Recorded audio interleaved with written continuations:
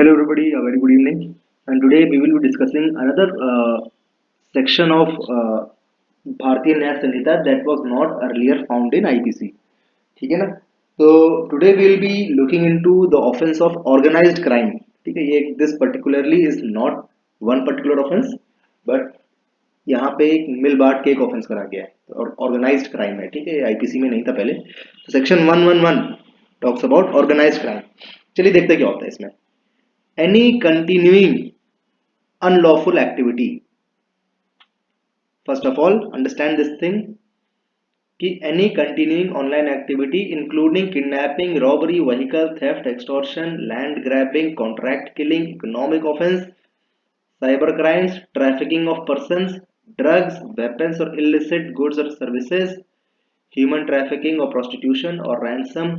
ठीक है, यहाँ तक जो ऑफेंसेस लिखे हैं ये तो ऑर्गेनाइज्ड क्राइम में आएंगे ही आएंगे। इसके अलावा वो सारे ऑफेंसेस आएंगे that are a continuing unlawful activity. ठीक है, कोई भी unlawful activity that is continuing. ठीक है, इसके अलावा अभी मेरे दिमाग में कोई ऐसा ऑफेंस आया नहीं है। I definitely update it. But यहाँ पे कह रहा है कि ये जो ऑफेंसेस दिए हैं, cyber crimes, economic offence, contract killing से जो भी ऑफेंसेस होते हैं, ट्रैफिकिंग, ड्रग्स से सारे ऑफेंसेस, इसके अलावा भी अगर कोई भी अनलॉफुल एक्टिविटी और वो कंटिन्यूइंग नेचर की है, that will also be considered organised crime. ठीक है ना? By any person or a group of persons acting in concert, मतलब एक साथ मिलके, सिंगली और जॉइंटली। कहने का मतलब है कि चार लोग का ग्रुप बनाया, ठीक है, और उसमें एक आदमी ने मेन वो क्राइम किया, ठीक है, बाकी सब ने हेल्प करी। ठीक है, यहाँ पे सिंगली और जॉइंटली का मतलब हो गया either as member of an organized crime syndicate or on behalf of such syndicate। ठीक है, आपने एक सिंडिकेट बना के क्राइम किया या उस सिंडिकेट के लिए वो क्राइम किया। ठीक है, by use of violence, threat of violence, intimidation, coercion, और बाय एनी अदर अनलॉ, और यहाँ पे वर्ड है और बाय। अगर आपने ये सारे ऑफेंसेस कर दिए ड्रग रिलेटेड, कॉन्ट्रैक्ट किलिंग से रिलेटेड, जो कि एक कंटिन्यूइंग नेचर के हैं, उसके अलावा भी आपने कोई भी और अनलॉफुल मींस से ऑफेंस कर लिया। ठीक है, आपने इंटिमिडेशन कर लिया, कोर्शन कर लिया, यूज ऑफ वायलेंस कर लिया, इसके अलावा भी अगर आपने कोई और अनलॉफुल मींस से वो काम कर दिया और वो काम करके टू ऑब्टेन डायरेक्ट और indirect material benefit including financial benefit shall in constitute organised crime. यहाँ इंपॉर्टेंट ये चीज है कि ऐसा जरूरी नहीं कि फाइनेंशियल बेनिफिट ही हो तभी आप ऑर्गेनाइज क्राइम माने जाओगे। यहाँ पे वर्ड है इंक्लूडिंग। कहने का मतलब, इंक्लूडिंग का मतलब ये हो गया फाइनेंशियल बेनिफिट भी इंक्लूडेड है, कोई और बेनिफिट है तो वो भी इंक्लूडेड है, फाइनेंशियल बेनिफिट भी इंक्लूडेड है, ये मतलब हुआ शैल कॉन्स्टिट्यूट ऑर्गेनाइज क्राइम। ठीक है ना? यहाँ पे डेफिनेशन दे दी गई है ऑर्गेनाइज्ड क्राइम सिंडिकेट की, कंटिन्यूइंग अनलॉफुल एक्टिविटी की डेफिनेशन दी है, उसको पढ़ लेते हैं जरा। Means an activity prohibited by law which is cognizable offence. ठीक है, नॉन कॉग्निजेबल कोई ऑफेंस ऐसा नहीं होना चाहिए जो कंटिन्यूइंग अनलॉफुल एक्टिविटी हो। जो कंटिन्यूइंग अनलॉफुल एक्टिविटी हो that has to be cognizable in nature.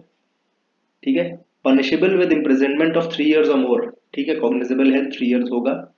undertaken by any person either singly or jointly as a member of organized crime syndicate or on behalf of the syndicate। ठीक है, with in in respect of ये लिखा और on behalf of such syndicate in respect of which more than one charge sheet have been filed before a competent court। अब continuing unlawful activity तब मानी जाएगी जब पिछले 10 सालों में आपकी मिनिमम एक बार चार्जशीट किसी कॉम्पिटेंट कोर्ट में लग चुकी हो। कोर्ट हैज टेकन कॉग्निजेंस, उस चार्जशीट की मिनिमम एक बार एक चार्जशीट की कॉग्निजेंस कोर्ट ले चुका हो, तब जाके माना जाएगा कि वो कंटिन्यूइंग अनलॉफुल एक्टिविटी है। ठीक है, अगर चार्जशीट नहीं लगी है, कंटिन्यूइंग लॉफुल एक्टिविटी, वो नहीं कंसिडर होगा। ठीक है, very important, this is very important. ठीक है, क्रिमिनल ऑफेंस क्या है यहाँ पे? Includes criminal breach of trust. Includes, another word is includes. इसके जो मैं ऑफेंस गिना रहा हूँ इसके अलावा भी हो सकता है।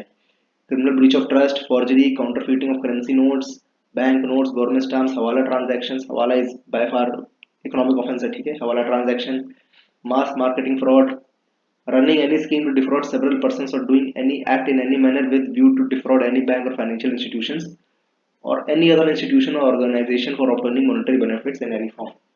ठीक है, अब मेरे को जो लगता है यहाँ पे जो prevention on money laundering act है ना, that will be read with section 111 of भारतीय न्याय संहिता। ठीक है, क्योंकि उसमें मॉनेटरी बेनिफिट ही होते हैं ज्यादातर, मतलब जो भी बेनिफिट्स उठाते हैं, जो भी एलिजेड एक्यूज होता है, वो ज्यादातर मॉनेटरी बेनिफिट्स भी उससे मिलता है। ठीक है, नाउ आगे बढ़ते हैं। अब देखिए ऑर्गेनाइज क्राइम हो गया।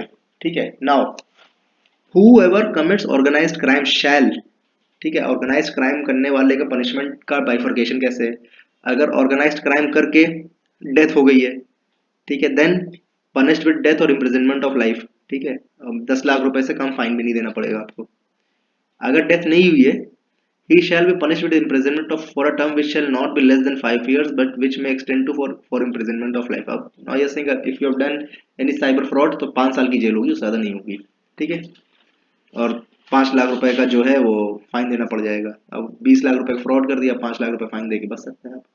ठीक है, now whoever abets or attempts, conspires or knowingly facilitates the commission of an organized crime or otherwise engages in any act preparatory to an organized crime shall be punished with imprisonment of a term which shall be not less than। अगर आपने organise crime में किसी भी तरीके का मदद करी है, उसमें अटेम्प्ट करा है, कॉन्स्पायरेसी करी है उन लोगों के साथ मिलके, ठीक है, ये जानते हुए कि ऑर्गेनाइज क्राइम है, उसके बावजूद आपने उनको किसी भी तरीके की मदद पहुंचाई है, तो मिनिमम 5 साल की सजा आपको भी है और 5 लाख रुपए का मिनिमम जुर्माना भी पड़ेगा। ठीक है, now if you are a member, if any person who is a member of organized crime and syndicate, ठीक है, see how many crimes you आप उसमें फंसते चले जाओगे। ठीक है, if you are a member of organized crime syndicate then also minimum 5 साल की सजा है। ठीक है, now if you are harbouring any person, harbouring मतलब उसको आप अपने घर में छुपा पा रहे हो, उसको शेल्टर प्रोवाइड कर रहे हो, खाना पीना प्रोवाइड कर रहे हो। ठीक है, if you are harbouring that person then minimum 3 साल की सजा है, which may extend to imprisonment for life। God damn it, this is so big। अगर आपका 5 साल आपने अपने किसी को ऑर्गेनाइज क्राइम को हार्बर कर दिया है, ठीक है, whoever intentionally वर्ड है यहाँ पे। ठीक है, आपको पता नहीं है कि ये कर रहे हैं तो मेरे को नहीं है, मतलब आप बच जाओगे, लेकिन if you are doing this intentionally, if you are harbouring any organise crime member who is doing organise crime, then आपको मैक्सिमम पनिशमेंट साल इम्प्रिजनमेंट फॉर लाइफ हो सकती है। ठीक है, whoever possesses any property derived, now again this is a section that will be read with prevention of money laundering act के साथ इसको पढ़ा जाएगा। ठीक है, although my area of expertise is PMLA, तो section 111 सब clause 6 will be read with PMLA। ठीक है, अब section 111 clause 6 क्या कहता है, whoever possesses any property derived or obtained from the commission of organized crime or proceeds of any organized crime which shall be acquired through the organized shall be punishable with imprisonment for a term which shall not be less than 3 years। ठीक है, ये बता दिया। now if any person or on behalf of a member of an organized crime syndicate is or at any time has been in possession of a movable or immovable property, now अब आपके सामने कोई property आई है, ठीक है, and you are a member of organised crime syndicate, ठीक है, and if you can not satisfy the person in authority की ये आपकी संपत्ति, ये प्रॉपर्टी कहाँ से आई, then see then also which shall not be, minimum 3 साल की सजा, मैक्सिमम 10 साल की सजा। ठीक, तो ये एक ऑर्गेनाइज्ड क्राइम जो है ना, ये एक बहुत ही नया सेक्शन आया है, and believe me this will entail a lot of people will get so called accused in this।